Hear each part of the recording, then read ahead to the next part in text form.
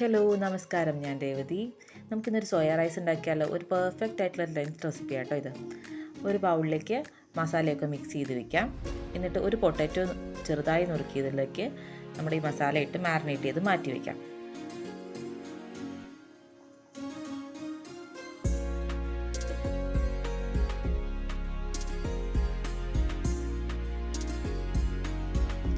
ഇതുപോലെ ഒരു പാത്രത്തിലേക്ക് നമ്മൾ തിളപ്പിച്ച് വെള്ളം കളഞ്ഞ് വെച്ച സോയാബീൻ ഇടുക.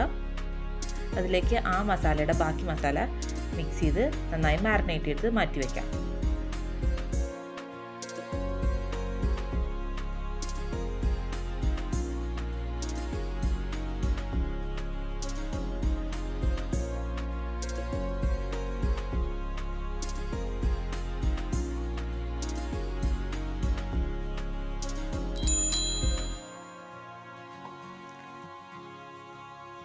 ഇനി ഒരു ചട്ടി ചൂടാക്കി അതിലേക്ക് എണ്ണ ഒഴിക്കുക. എണ്ണ ചൂടായി വരുമ്പോൾ പൊട്ടാറ്റോ വറുത്തെടുക്കാം. നല്ല ബ്രൗൺ കളറായിട്ട് മുരിഞ്ഞ് വരുന്നവരെ നന്നായി വറുത്തെടുക്കുക.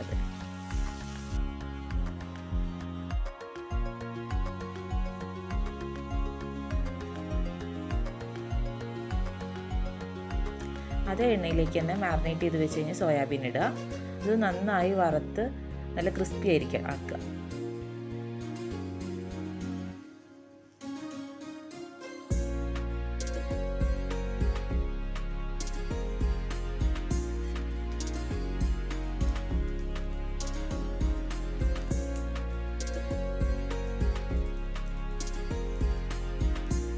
ഇനി ഒരു പാത്രം എടുത്ത് കുറച്ച് എണ്ണ ഒഴിക്കുക. അതേ എണ്ണ തന്നെ ഇവിടെ യൂസ് ചെയ്തിട്ടുള്ളത്.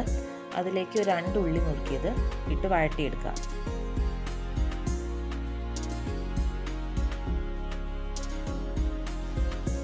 ആവശ്യത്തിന് ഉപ്പും ആഡ് ചെയ്യുക.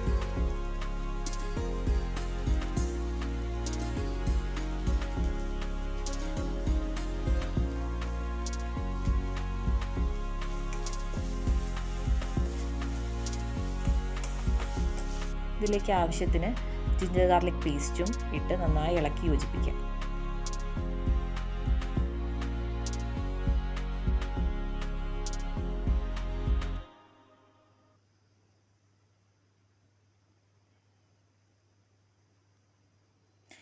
അത് നന്നായി വഴണ്ട് വരുമ്പോൾ 2 പച്ചമുളക് ഇടുക.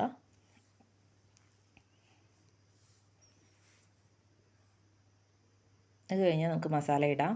മഞ്ഞൾപ്പൊടി, മല്ലിപ്പൊടി, മുളക് പൊടി, പിന്നെ ഗരം മസാലയാണ് നമ്മളിവിടെ ഇടുന്നത്.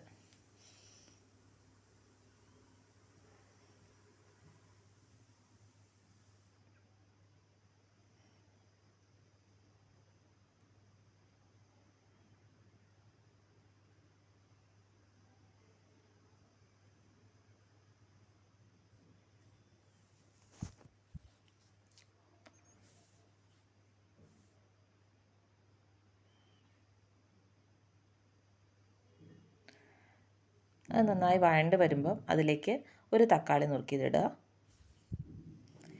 എന്നിട്ട് അത് നന്നായി ഇളക്കി യോജിപ്പിച്ച് വയ്ക്കുക.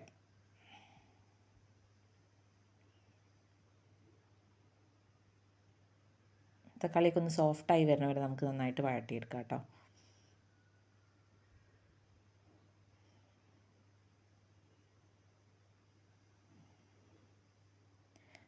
മസാല റെഡി ആയി വരുമ്പോൾ അതിലേക്ക് വറുത്ത് വെച്ച പൊട്ടാറ്റോയും സോയാബീനും ഇട്ട് നന്നായി ഇളക്കുക.